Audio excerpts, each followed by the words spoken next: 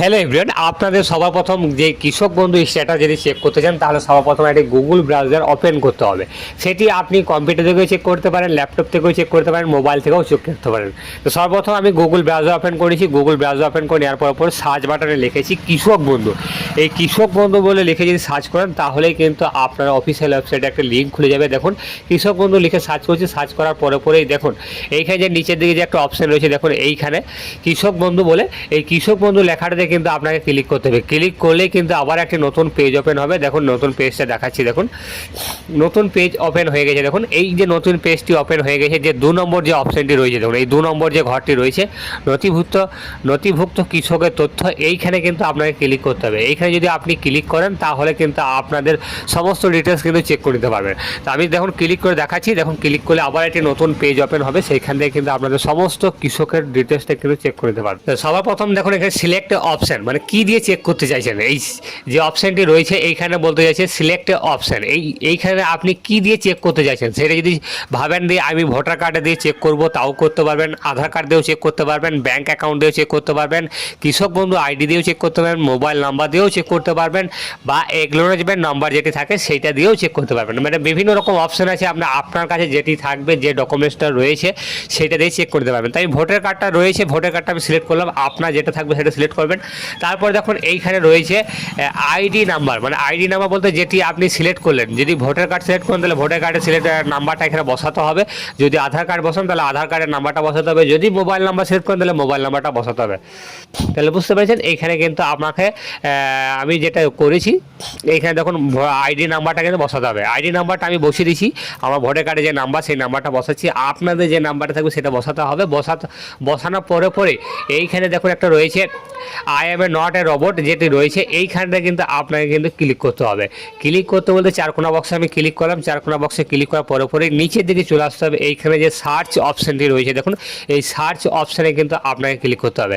Click করলে আপনাদের সমস্ত ডিটেলসের নথিভুক্ত যে চাষির কৃষক বন্ধু ডিটেলস সমস্ত কিছু শো করবে। দেখুন এখানে শো করে গেছে। এইখানে দেখুন সবার প্রথম রয়েছে একই আইডি রয়েছে, তারপরে আপনার কৃষক বন্ধু আইডিটা রয়েছে, তারপরে আপনার ভোটার কার্ডের নাম্বারটাও রয়েছে, তারপরে আধার কার্ডের নাম্বারটাও শো করবে, তারপরে আপনাদের ফার্মারের নাম, মানে আপনার যে চাষি যে আবেদন করেছেন মানে জেনার নামে, সেটাও কিন্তু এখানে শো করবে।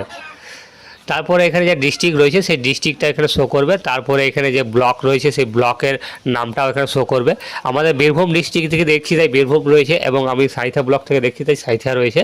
তারপরে গ্রাম পঞ্চায়েত রয়েছে, গ্রাম পঞ্চায়েতের নামটা আপনাদের শো করবে, এই গ্রাম পঞ্চায়েতে। তারপরে ভিলেজের নাম, তারপরে এখানে টোটাল একর মানে ল্যান্ডের যে পরিমাণটা রয়েছে, মানে জমির পরিমাণটা রয়েছে, সেই জমির পরিমাণটাও এখানে কিন্তু শো করবে।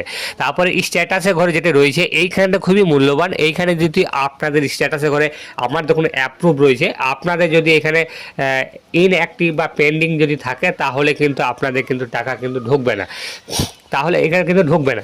তো আমার এখানে অ্যাপ্রুভ রয়েছে, তাহলে অ্যাপ্রুভ থাকা সত্ত্বেও কেন আমি কিন্তু এখন দেখুন অ্যাকাউন্ট ভ্যালিড বলে অপশানটি রয়েছে, দেখুন ট্রানজ্যাকশন ঘরে এই অ্যাকাউন্ট ভ্যালিড যদি অপশানটি থাকে তাহলে কিন্তু এখনও পর্যন্ত কিন্তু টাকা কিন্তু আমার কিন্তু অ্যাকাউন্টে আসেনি।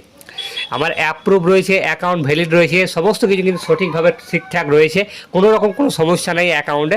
তার সত্ত্বেও কেন টাকা ঢোকে নেই, সেটি হলো আমাদের যে বীরভূম ডিস্ট্রিক্ট রয়েছে, দেখুন এখানে বীরভূম ডিস্ট্রিক্ট রয়েছে, সাঁইথিয়া ব্লক রয়েছে। এই সাঁইথিয়া ব্লক আর বীরভূম ডিস্ট্রিক্টে কিন্তু এখনও পর্যন্ত কিন্তু টাকা কিন্তু কেউকে দেওয়া হয়নি, মানে সরকারিভাবে কিন্তু এখনও এই বীরভূম ডিস্ট্রিক্টে সাঁইথিয়া ব্লকে কিন্তু টাকা দেওয়া হয়নি। তাই আপনারা কিছুদিন পরেই কিন্তু মানে 2-1 দিন পরেই কিন্তু আপনারা টাকা পেয়ে যাবেন, বা 2-1 দিনের মধ্যেই টাকা পেয়ে যাবেন।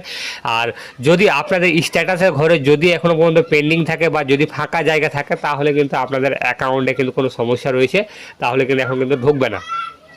আর যদি অ্যাকাউন্টের স্ট্যাটাস ঘরে যদি অ্যাপ্রুভ থাকে, অ্যাকাউন্ট ট্রানজ্যাকশন স্ট্যাটাসের ঘরে যদি অ্যাকাউন্ট ভ্যালিড জায়গায় যদি অ্যাকাউন্ট সাকসেস যদি দেখায় তাহলে জানবেন যে আপনার অ্যাকাউন্টে কিন্তু টাকা ঢুকে গেছে, এবং সেটি কিন্তু আপনি ব্যাংকে গিয়ে টাকাটা কিন্তু তুলে নিতে পারবেন।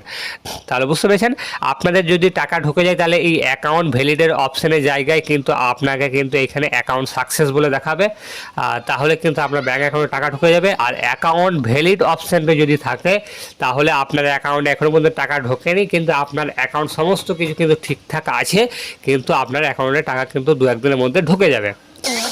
আর 3 নম্বর অপশান হলো যদি এই অ্যাপ্রুভের জায়গায় পেন্ডিং থাকে, অ্যাকাউন্টের ঘরের জায়গায় যদি ফাঁকা থাকে বা অ্যাপ্রুভের জায়গাতেও যদি ফাঁকা থাকে, তাহলে জানবেন যে আপনাদের অ্যাকাউন্টে এখনও সমস্যা রয়েছে, এখনও ভেরিফাই হয়নি। সমস্ত ভেরিফাই করার পরে কিন্তু আপনাদের টাকা পাবেন। সেরকম হলে কিন্তু এবারেও কিন্তু আপনি টাকা নাও পেতে পারেন যদি এই জায়গাগুলো যদি ফাঁকা থাকে। তাই ভিডিওটি এই পর্যন্ত। যদি ভালো লেগে থাকে অবশ্যই ভিডিওটিকে লাইক করে দেবেন এবং বন্ধুদের সাথে শেয়ার করে দেবেন। আর আমাদের চ্যানেলে যদি প্রথম দর্শক হয়ে থাকেন তাহলে অবশ্যই চ্যানেলটিকে সাবস্ক্রাইব করে দেবেন আর অবশ্যই শেয়ার করে দিন। আমাদের ভিডিওটি এই পর্যন্ত।